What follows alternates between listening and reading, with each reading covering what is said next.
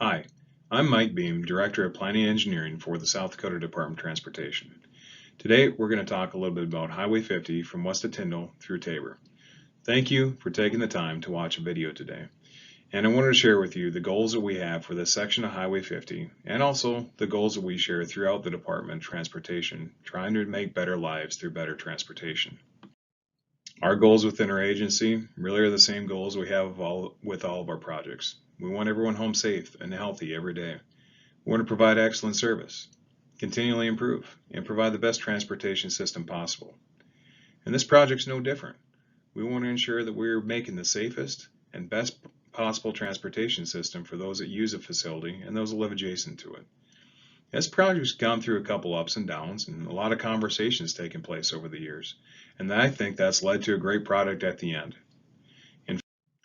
Now, I'm not going to get into too much of what happened in the previous public meetings, but it was a lot of conversation. A lot of options were developed. We heard a lot from our customers. Our staff and our partners did a lot of work trying to gather data and ensure that the options that we're bringing to you today and in the past were the best that we had available to us. Now, part of it's refining those options. Again, it's a cyclical process.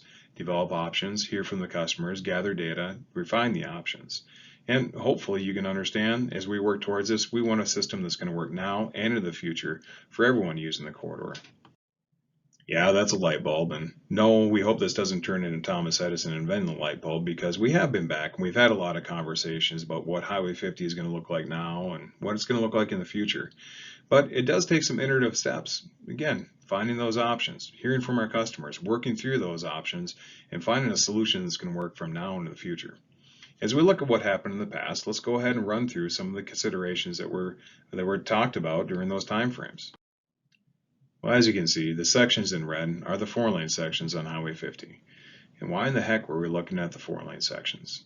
Well, we did a statewide safety analysis throughout South Dakota, looking at where crashes are occurring and maybe what could we do to help reduce the severity and frequency of those crashes.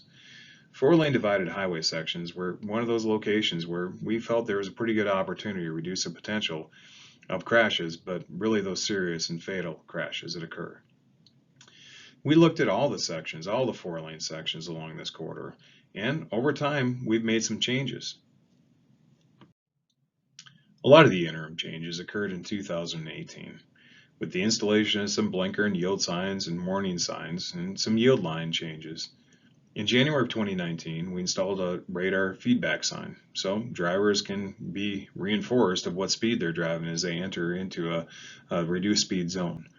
Although it did help, we're still seeing some crashes related to the 4-lane divided. And again, crashes we think we can help reduce. So what does that mean? Well, hopefully the photo in front of you helps provide some clarity to what we're looking at. Resurfacing really on Highway 15 from east of Tyndall to past Tabor. No changes in lane configuration or number of lanes, but again, resurface. As those of you that drive it know, it's starting to get in some pretty tough shape. So the focus is really through Tyndall. Well, what can we do to help through Tyndall? And what we're looking at is a reconstruction. The reconstruction limits are planned near the south junction on South Dakota 37 through Tyndall. And with that, the reconfiguration of the lanes near the South Dakota 37 intersection to a 3-lane section. So we'd add a center turn lane and also an eastbound right turn lane in there as well. Also through Tyndall, we're looking at reconstructing that from a 4-lane divided section to a 5-lane section. We can pull things in together, help with the intersecting roads and the skews, and we can also provide that turning movement and turn lanes for the folks trying to get on and off of South Dakota 50. So this is what it could look like through Tyndall. 2 lanes per direction with a center turn lane. The center turn lane, again, trying to get those folks turning off of Highway 50 a safe refuge to make that maneuver. By bringing the lanes together, we can also try to tie in those intersecting roads at less of a skew. Part of the concerns that we've had with it, and I know others have expressed as well. I know we've also had some concerns expressed from adjacent landowners on those intersecting roads. It's our intent to limit the impacts to your property while trying to tie in those intersecting roads and give folks good, safe passage across Highway 50. Now, the video today isn't the only opportunity to learn what's going on or might happen on Highway 50. In fact, we have a public meeting coming up here on August 4th. So an in-person and virtual meeting will be held on August 4th, 2020. The time is 5:30 p.m. Central Time at the Tyndall Community Center. In order to come to the meeting, we would ask that you RSVP to Scott Rayburn, SCOTTRABERN at state.sd.us.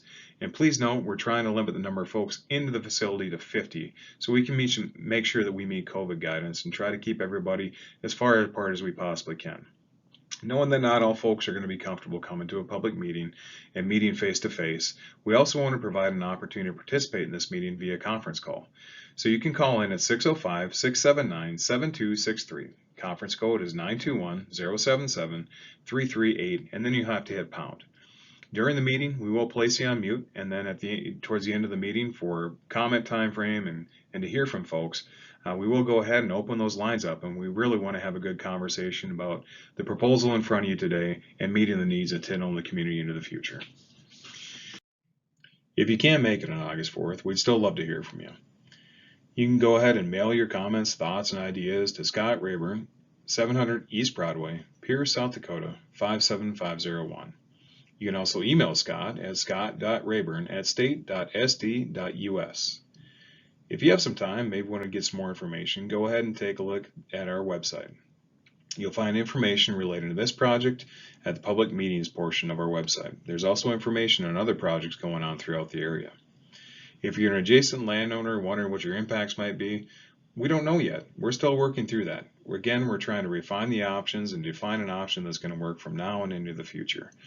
If you are an adjacent landowner, part of our process will be to include you in upcoming landowner meetings if we decide to move forward with the option presented tonight. The opportunity to talk about impacts to your property, maybe some special needs or considerations you have for your property, and also the design that we're considering. Again, I'd like to thank you for taking the time to watch a video today, and we look forward from either hearing from you in written form, email, or maybe even seeing you on the 4th. Thanks and have a great day.